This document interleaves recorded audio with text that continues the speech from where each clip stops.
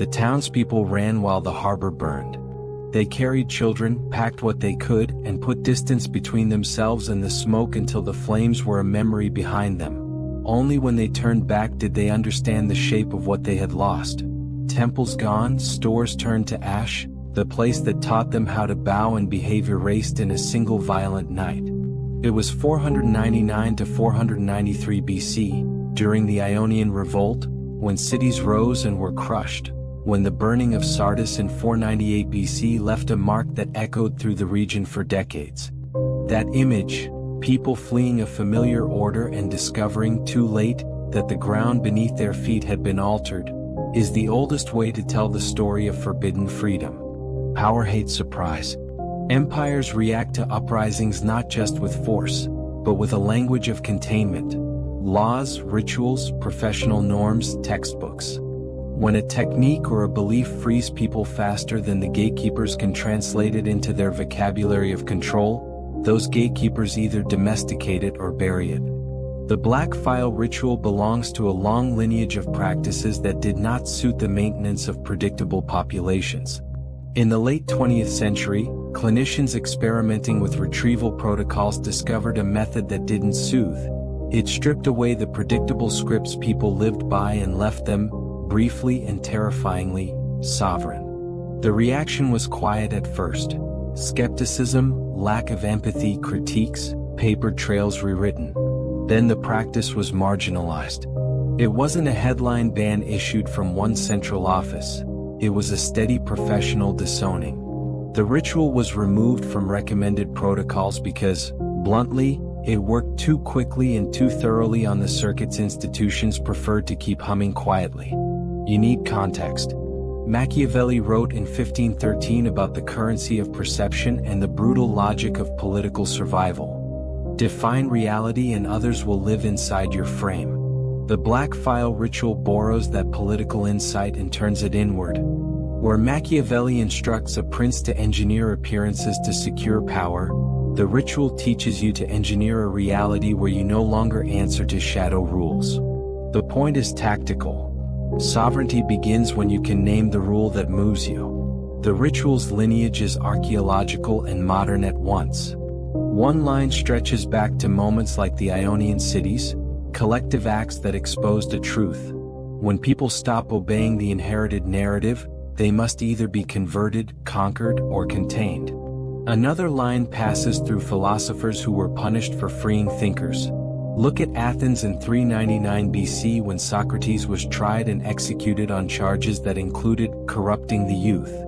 Socrates' practice of systematic inquiry threatened civic narratives.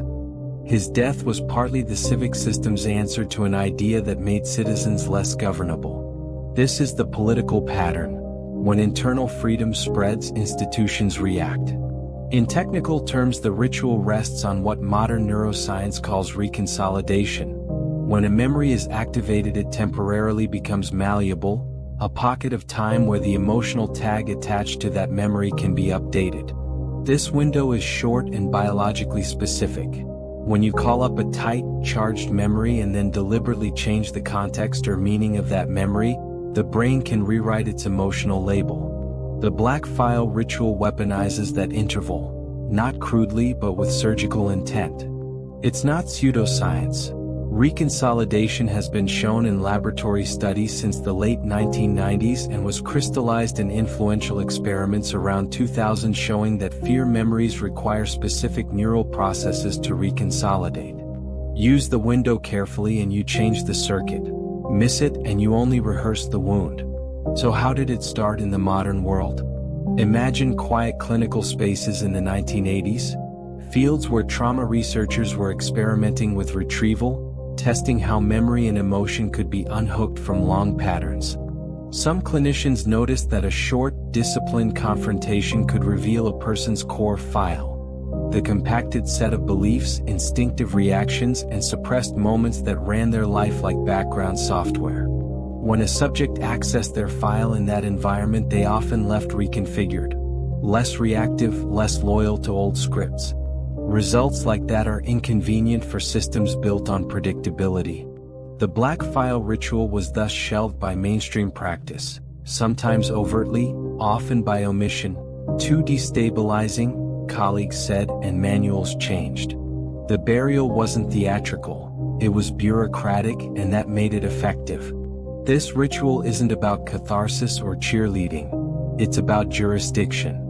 Think of it as a courtroom where you, and only you, get to read the evidence and deliver the verdict. The minimal apparatus matters. A locked door, a straight-back chair, a pen that forces you to mark what you cannot type away, a page you will not scroll past, 45 minutes you will not bargain for. Those constraints are strategic, not spiritual, Machiavellian in their clarity. They remove variables that let the ego narrate and let the body speak. Handwriting matters because it drags cognition into motor memory. Posture matters because your nervous system reads your spine as a signal of survivability. The lock matters because privacy produces honest statements. These are tactical design choices, not warm metaphors. A personal story. When I was 19, I read an essay aloud in class, and a teacher, half sincere, told the room, "You're very good at sounding smart." Laughter followed. The line lodged in me not as praise but as a verdict. Charisma without substance, applause without belonging. For years I polished performance because approval felt safer than honesty. The ritual brought that sentence into ink, literal, scrawled, physical, and when I read it back, the hold it had was smaller. The sentence had power because it had been unstated policy for my life. Perform and belong. Fail to perform and be invisible. Naming it defanged it. This is the politics of small rulings. Once the law is on the page, you can amend it. You will not be asked to dump your trauma like a confession. The method is a focused excavation. Start with prompts that force brevity. List 10 moments you never speak about but revisit in your head. One-liners reveal where the manuscript is taped shut. When one line causes a visceral reaction, tightness, numbness, a skip in your breath, that's not failure, that's location. You don't chase every feeling. You follow the fracture. Describe it with senses. The smell, the light, the tone of the voice in the room, what your body did first. Don't narrate or moralize, record. This is how the ritual sidesteps rhetoric and meets biology. After that, the move that terrifies people. You sit with it for 10 minutes with no activity. No talking, no relabeling. That period is the reconsolidation window. If you retreat into analysis or distraction, you hand the file the chance to reattach and claim you again. If you stay, and this is the hard, revolutionary part, you allow the memory's charge to be present and therefore editable. Aristotle was right in his own register. Habit forms character. But you only get new habits by interrupting old loops with disciplined acts. The ritual is an act of disciplined interruption, an intentional habit to alter a deeper habit. At roughly 1/3 into this conversation, if one brief line came into your head while listening, one sentence that keeps directing you, write it down in the comments. Not a paragraph, not a confession, a single naked rule you suspect runs you. Share it because shame wants solitude. Patterns lose power when named in public. If you're afraid the rule will make you look weak, that fear is the rule talking. You are not being asked to perform courage. You're being asked to externalize a law so it can be amended. Who did this ritual free? Not in mythology but in practice, people who were relentlessly predictable because of childhood economies of survival. Those who equated doing with worth, those who used humor to ward off intimacy, those who normalized choosing chaos because stability felt like a slow death. The ritual freed people like the achiever who was so conditioned to perform that compliments felt like traps. The jester who folded vulnerability into jokes. The romantic who mistook storm for home. Freedom here is political and particular. It's the ability to meet a present moment without a ghost from page 3 immediately deciding your move.